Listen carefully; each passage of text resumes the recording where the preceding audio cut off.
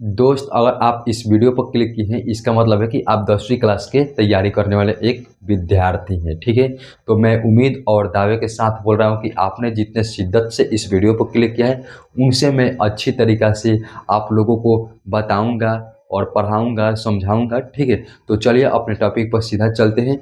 देखिए दोस्त, इसमें क्या होगा कि हम लोग को जो पाठ है, गोधली बुक है हमारा, उसमें के एक एक कर कर हम लोग पाँचों चैप्टर को पढ़ेंगे। ठीक है, आज हमारा फर्स्ट चैप्टर है, जो कि चैप्टर का नाम है दही वाली मागमा।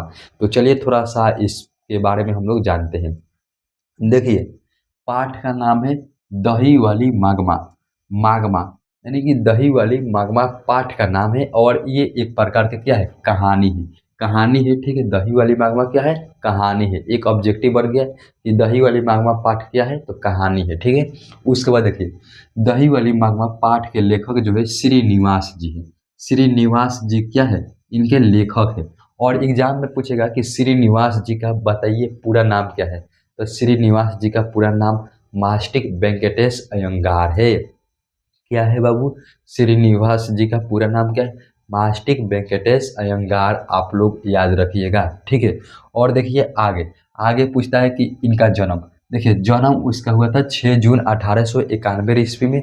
और कहाँ पे हुआ था, तो कोलार कर्नाटक में हुआ था। ठीक है, एग्जाम में पूछ रहेगा कि श्रीनिवास का जन्म कब हुआ था, तो 6 जून 1891 ईस्वी में। और कहाँ हुआ था, तो कोलार कर्नाटक में हुआ था। आप लोग को ये बात याद रखना है। आप लोग मेरे पर विश्वास कीजिए, एक भी क्वेश्चन नहीं छूटेगा। अगर आप लास्ट तक बन कर देख लेते हैं, तो ना ही एक ऑब्जेक्टिव क्वेश्चन छूटेगा, ना ही तो एक सब्जेक्टिव क्वेश्चन छूटेगा। आप लोग मेरे पे विश्वास कीजिए। आप लोग मेरे को 15 से 20 मिनट टाइम दीजिए। ठीक है, उसके बाद देखिए, ये जो भाषा है कन्नड़, यानी कि जो दही वाली मागमा है, ये कन्नड़ भाषा में लिखा गया है। ठीक है, कर्नाटक यानी कि कर्नाटक में कन्नड़ भाषा बोला जाता है। ठीक है, तो वहाँ के ये भाषा में लिखा गया है। ठीक है, तो अब बताइए, कर्नाटक यानी कि कन्नड़ भाषा में लिखा गया है, और हम लोग पढ़ रहे हैं हिंदी में, तो इसको हिंदी में अनुवाद कौन किया है। हिंदी में पढ़ रहे हैं, तो हिंदी में अनुवाद कौन किया है, तो देखिए, हिंदी में अनुवाद किए हैं B.R. नारायण। आप लोग को एग्जाम में पूछेगा कि दही वाली मागमा के लेखक श्रीनिवास जी हैं। श्रीनिवास जी का जन्म कब हुआ था, 6 जून 1891 ईस्वी में। और कहाँ हुआ था, कोलार कर्नाटक में। श्रीनिवास का पूरा नाम क्या था, तो मास्टिक वेंकटेश अयंगार। उसके बाद आएगा कि कन्नड़ भाषा से हिंदी में अनुवाद कौन किया, तो B.R. नारायण। B.R. नारायण ने किस पाठ को हिंदी में अनुवाद किया, तो दही वाली मागमा। दही वाली मागमा पाठ के हिंदी में अनुवाद कौन किया, तो B.R. नारायण। ठीक है, दही वाली मागमा पाठ किस भाषा में लिखा गया था, तो कन्नड़ भाषा में। और इसको हिंदी में अनुवाद कौन किया, B.R. नारायण। आप लोग यहाँ पर लेखक परिचय से इतना क्वेश्चन बन सकता है, आप लोग याद कर लीजिएगा। ठीक है, उसके बाद देखिए, हमारा जो लेखक परिचय था वो खत्म होता है। ठीक है, उसके बाद अब हम लोग चलेंगे सीधा बाबू कहानी पे। हमारा लेखक परिचय से जो भी क्वेश्चन बना था, ठीक है, सारे क्वेश्चन को हम लोग देख लिए, आप लोग को बता दिए। ठीक है, तो चलिए अब हम चलते हैं कहानी पे। देखिए, कहानी बहुत बड़ी है, और इसमें बहुत अच्छी तरीक़ा से कहानी को बात में बताया गया है। कहानी आप लोग लास्ट तक बनकर सुनिएगा। देखिए, एक मागमा होती है जो कि विधवा औरत होती है। मागमा एक विधवा औरत होती है। ठीक है, और मागमा के जो बेटा है, ये मागमा का बेटा है। ठीक है, और ये मागमा के क्या है, बहू है। यानी कि बहू है, यानी कि जो मागमा का बेटा था उसका वाइफ है, यानी कि पत्नी है। ठीक है, मागमा का बहू का नाम था नाजमा। ठीक है, और एक नाजमा का एक ये बेटा था। ठीक है, अब देखिए, यहाँ से हमारा कहानी क्या होता है, स्टार्ट होता है। आप लोग लास्ट तक बढ़कर सुनिएगा। देखिए, मागमा जो थी, दही बेचने का काम करती थी। इसके ऊपर एक घारा बना देते हैं। ठीक है, और ये दही बेचने का काम करती थी, ये दही भर देते हैं। ठीक है, और मागमा जो थी, दही बेचकर अपना घर का पालन करती थी, यानी कि गुजर चलाती थी। ठीक है, मागमा एक विधवा औरत थी, तो उसके पास पैसा वैसा नहीं था, तो अपने पूरा फैमिली को लेकर काम और पैसा वैसा कमाती थी दही बेचकर, और उसी से अपना घर का रोजी रोटी था वो चलाती थी। ठीक है, उसके बाद देखिए क्या होता है कि मागमा ऐसे ही कर कर अपने क्या चलाती थी। और मागमा का घर जो था वेंकटपुर था। ठीक है, वेंकटपुर, वेंकटपुर मागमा का घर था। और मागमा का घर वेंकटपुर था, और मागमा जो थी अपने घर से 3 मील दूरी पर बेंगलुरु में दही बेचने जाती थी। देखिए, यहाँ पे माँ जी है, माँ जी के पास दही बेचने के लिए आती थी बेंगलुरु में। बेंगलुरु आप लोग को याद रखना चाहिए, बेंगलुरु। बेंगलुरु में बेंगलुरु में क्या करती थी, दही बेचती थी, ठीक है। कौन? तो मागमा। तो एग्जाम में क्वेश्चन आएगा कि मागमा दही बेचने के लिए कहाँ जाती थी, तो बेंगलुरु में। और मागमा अपने घर से कितने मील मील दूरी पर दही बेचने जाती थी, तो 3 मील दूरी पर दही बेचने जाती थी। तो एग्जाम में क्वेश्चन आएगा मागमा का घर कहाँ था, तो बाबू मागमा का घर वेंकटपुर था। मागमा घर से अपने कितने मील दूर पर दही बेचने जाती थी, 3 मील। मागमा कहाँ पे दही बेचने जाती थी, तो वेंकटपुर में। वेंकटपुर में एक औरत थी जिसको मागमा माँ जी के नाम से कहकर पुकारती है, ठीक है। आप लोग को ये बात पता होना चाहिए, ठीक है। और मागमा के एक गांव का नाम था, लड़का जो था रंगापा। रंगापा एक जुएरी व्यक्ति था। इसके बारे में हम थोड़ा सा और चर्चा कर लेते हैं मागमा के ऊपर, उसके बाद इसको अच्छी तरीक़ा से बताएंगे ताकि आपको अच्छी तरीक़ा से कॉन्सेप्ट लेवल में समझ में आएगा, ठीक है। और लास्ट तक बनकर देखिएगा, देखिए कहानी में बहुत मजा आएगा। और देखिए मागमा जो थी, मागमा का बेटा था ये, मागमा का ये बेटा था, ठीक है। मेरे फिगर पर आप लोग मत जाइएगा कि फिगर हम कुछ ऐसे ही बनाते हैं आप लोग को समझाने के लिए। मागमा का बहू का नाम नाजमा था और नाजमा के एक बेटा था और ये मागमा का बेटा थे, ठीक है। देखिए एक दिन क्या होता है कि मागमा के जो बहू थी नाजमा, मागमा का बहू का नाम नाजमा, तो नाजमा का जो बेटा था वो कहीं गया था खेलने के लिए, ठीक है। और खेल कर उधर से आया था झगड़ा कर कर नाजमा के बेटा। तो क्या हुआ था कि नाजमा एक दिन अपने बेटे को पीट दी। नाजमा एक दिन अपने बेटे को पीट दी। तो मागमा देख रही है कि मेरे नाजमा के बेटा यानी कि मेरे पोता रो रहा है, तो जाती है और बोलती है मागमा क्या, नाजमा से, क्यों रे राक्षसी, क्यों रे राक्षसी, इस छोटे से मामूली से बच्चे को क्यों पीट रही हो। क्या बोली, आप लोग एक बार बताइए, क्यों रे राक्षसी, इस छोटे से नन्हे मुन्ने बालक को क्यों पीट रही हो। ये कौन बोलता है, मागमा बोलती है, किससे, नाजमा से। तो नाजमा क्या बोलती है, सुनिएगा। नाजमा बोलती है कि ये कहीं से झगड़ा कर कर आया, खेलने के लिए गया था वो, उधर से झगड़ा कर कर आया, तो इसीलिए हम इसको पीट रहे हैं। तो मागमा बोलती है कि नहीं तुम इससे मत पीटो। तो बोलता है कि मागमा बोलती है कि बेटा, यानी कि पोते से अपने, कि पोते यानी कि इसको बोलती है कि रहने दो, वो तुम्हारा पिता आएगा ना, यानी कि मेरा बेटा, मागमा का बेटा यानी कि नाजमा का क्या, नाजमा का पति आएगा तो उसे तुम्हारे पति से बोलकर हम उसको पिटवाएंगे, ठीक है। तो देखिए क्या होता है, मागमा का बेटा यानी कि ये जो नाजमा थी, नाजमा का पति आते हैं, तो मागमा बोलती है कि बेटा देखो ना, मेरे पोते को तुम्हारे बहू ने मार दी। तो देखिए मागमा बोली ये बात, तो मागमा का जो बेटा था यानी कि इसका जो पति कुछ नहीं सोचता है समझता है, सीधा मागमा के ऊपर क्या बोलता है, मागमा को बोलता है, मेरे पत्नी थी क्या, मेरे जो पत्नी है वो मारेगी पीटेगी, तुम्हारे उससे क्या करना है, तुमको क्या मतलब है, वो कुछ भी करे, मेरा बेटा है, वो मारे पीटे कुछ भी करो, उससे तुम्हारा क्या फ़र्क है, तुम कुछ मत बोलो, हम मारेंगे पीटेंगे रखेंगे। तो मागमा बोलती है क्या कि ऐसे नहीं करना है। तो मागमा बोलता है, मागमा बोलती है कि ऐसे नहीं करता है, तो फिर इसका बेटा बोलता है हम लोग ऐसे ही करेंगे, अगर आपका कोई दिक्कत है तो आप अलग खाना बना कर खाइएगा, हम पर पीटेंगे। तो क्या होता है कि मागमा को एक दिन ये तीनों मिलकर, ये दोनों नाजमा और इसका बेटा यानी कि मागमा का बेटा और नाजमा के क्या पति बोलकर, नाजमा का पति बोलता है कि माँ आप अलग खाना बनाकर खाइएगा, हम इसको पीटेंगे मारेंगे समझाएंगे, ठीक है। तो क्या करता है कि नाजमा के पति जो थी और पति और पत्नी आपस में बात उत कर कर और मागमा के क्या की अलग कर दी। तो अलग कर दी तो देखिए मागमा दोपहर के समय में अलग हुई थी, ठीक है। दोपहर के समय में अलग हुई थी, ठीक है। और उससे पहले आंगन में बैठकर पान सुपारी मागमा खाती थी। तो एग्जाम में क्वेश्चन आएगा कि पान सुपारी मागमा कहाँ खाती थी, तो आंगन में। मागमा क्या खाती थी, तो पान सुपारी, ठीक है। आप लोग ये पॉइंट छूटा था, आप लोग को पता होना चाहिए। तो मागमा को बोलकर नाजमा और उसके पति अलग कर दिया लोग। तो अलग कर दिया लोग, तो देखिए यहाँ पे अलग कर दिया लोग। तो ये देखिए मागमा है, ये मागमा है, ठीक है। मागमा है और मागमा अपना घारा रखकर इधर खाना बना रही है और खा रही है, ठीक है। और इधर से ये तीनों के तीनों देख रहा है लोग, तीनों के तीनों क्या कर रहा है, देख रहा है लोग कि क्या हो रहा है क्या नहीं हो रहा है, ठीक है। तो देखिए मागमा इधर अपना घारा रख दी और खाना बनाकर खा रही है और इधर से तीनों चूहार नियर देख रहा है लोग, चूहार नियर देख रहा है। बताइए माँ जन्म दे रही है उसी बेटे को, वही बेटा अपने माँ को अलग कर दे रहा है। बताइए आप ही लोग सोचिए कितनी दुख भरी बीती होगी इसके माँ के ऊपर। जो माँ जो थी वो क्या कर रही थी, अपना पालन कर रही थी, घर का गुजारा चला रही थी दही बेचकर, ठीक है। तो देखिए ऐसे ही करती थी, तो झगड़ा वगड़ा हुआ तो अलग हो गई, और ये सब अपन अलग खाना बनाकर खाते थे, और मागमा अपन अकेला खाना बनाकर खा रही है। देखिए हम मागमा का यहाँ पे घारा वड़ा बना दिया, चूल्हा चौकी कर दी है, उसके बाद मागमा इधर खाना बनाकर खा रही है। तो अब देखिए यहाँ पे क्या होता है, मागमा जो थी वो अपने घर से वेंकटपुर बेंगलुरु में दही बेचने के लिए जाती थी। तो क्या होता है कि देखिए बेंगलुरु में दही बेचने के लिए जाती थी, रोज जाती थी दही बेचने। तो इसका गांव का, मागमा का गांव का एक लड़का था जो रंगापा, रंगापा को ये बात पता चलता है कि मागमा अपने बहू के साथ अलग हो गई है, झगड़ा होकर अलग हो गई है, तो मागमा के पास बहुत सारा पैसा बचता होगा, ठीक है। रंगापा यही सोचता है, ठीक है बाबू। तो उसके बाद क्या होता है कि मागमा रोज जाती थी दही बेचने के लिए अपने घर से 3 मील दूरी पर, यहाँ पे हम लिख रहे हैं 3 मील दूरी पर दही बेचने के लिए जाती थी। कौन? तो मागमा।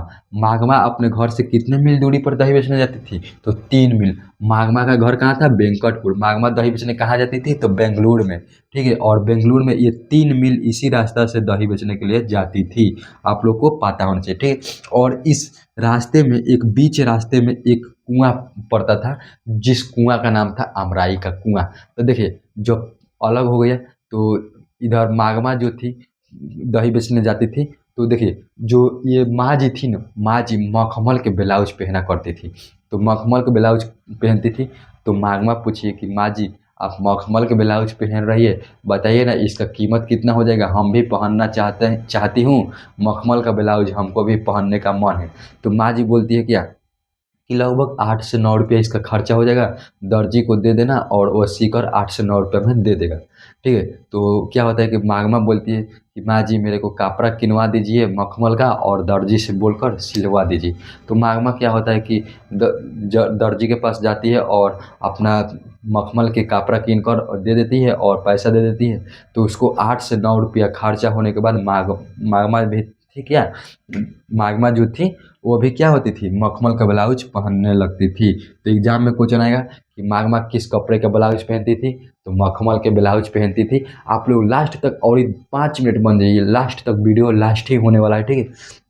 उसके बाद ऐसे ही चलता है, तो मागमा अलग हो रही थी, ठीक है। तो और मागमा के पास जब अलग हुई थी तो पैसा बहुत सारा उसके पास बचता था, ठीक है। तो पैसा वैसा बचता था, तो क्या होता है, तो मागमा बोलती है कि माँ जी आप मेरे को पैसा ये पकड़िए और अपने पति से बोलकर अपने बैंक में रखवा दीजिए, मेरे पास पैसा बहुत ज़्यादा हो गया है, और रंगापा जो था वो मेरे से कर्ज मांग रहा है, हम क्या करेंगे, कभी छीन लेगा, मार लेगा, छीन लेगा।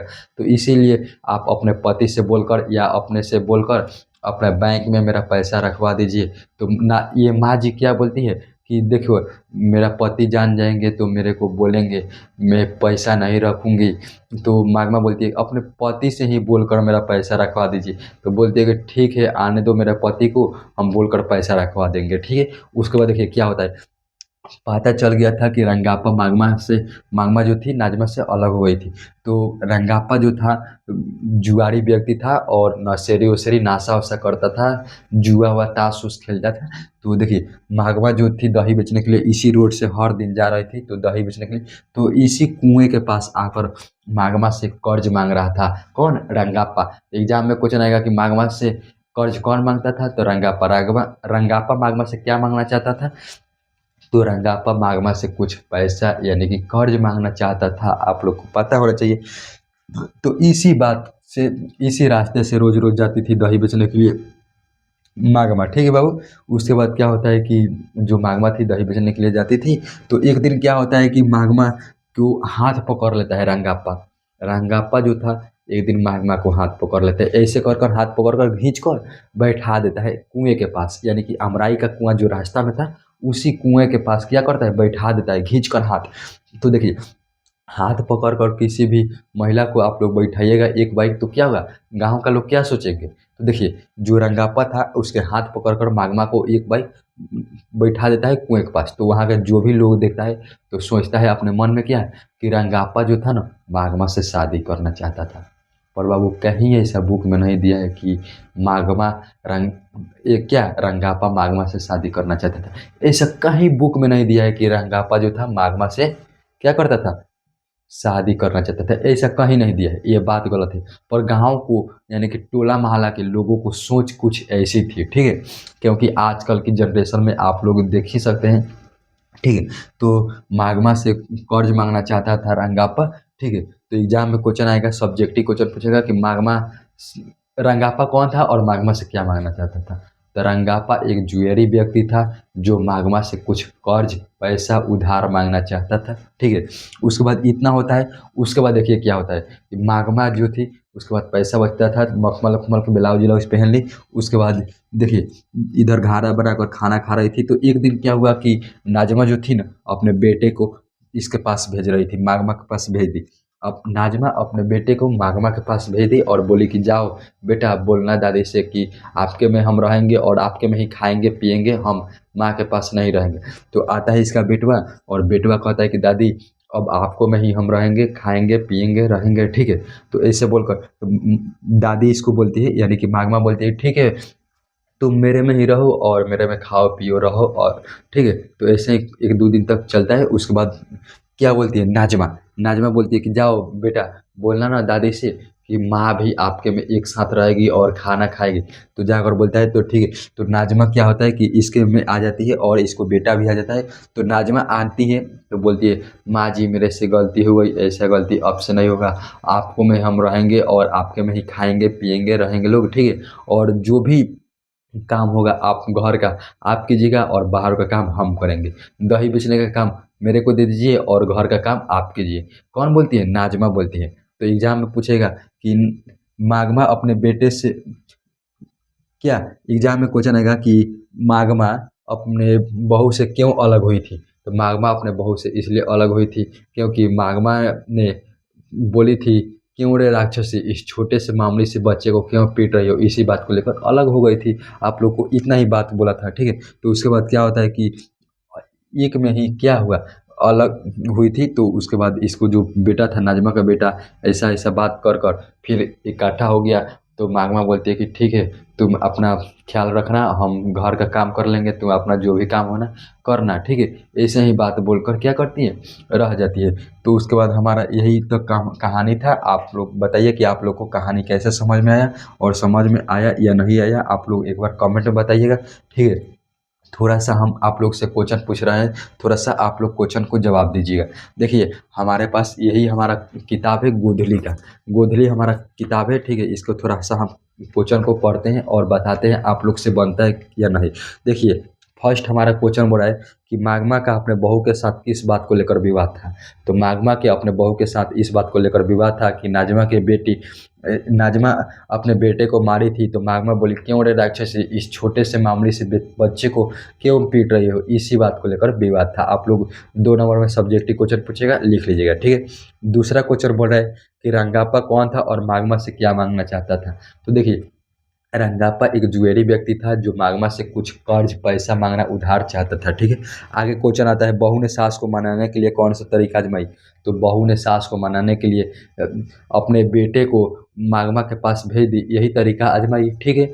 उसके बाद आगे आता है, इस कहानी का कथावाचक कौन है, उसका परिचय दीजिए। तो इस कहानी का कथावाचक माँ जी है, और माँ जी के बारे में आप लोग क्या क्या सुने हैं आप लोग वही लिख दीजिएगा, ठीक है।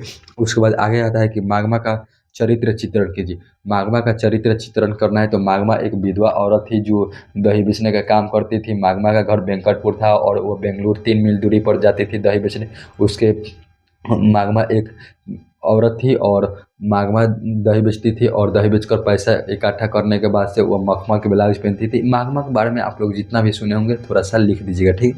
उसके बाद आगे आता है कि कहानी का सारांश प्रस्तुत कीजिए, यानी कि कहानी में जो भी बात आप लोग सुने हैं सारांश को प्रस्तुत कीजिए। यानी कि सारांश का मतलब होता है जो भी आप लोग बात को सुने हैं उसको छोटा कर कर लिख देना है, सारांश कहलाता है, ठीक है। तो आप लोग को सब्जेक्टिव क्वेश्चन भी बन गया और ऑब्जेक्टिव क्वेश्चन भी यहाँ से बन जाएगा। आप लोग को मैं उम्मीद और दावे के साथ बोल रहा हूँ कि आप लोग को एक भी क्वेश्चन नहीं छूटेगा, ठीक है दोस्त। तो आप लोग कमेंट में बता दीजिएगा कि आप लोग को ये वीडियो कैसा लगा, और नेक्स्ट वीडियो के लिए हम इसके नेक्स्ट पार्ट में लेकर आएंगे। तब तक के लिए दोस्त जय हिंद, जय भारत, वंदे मातरम।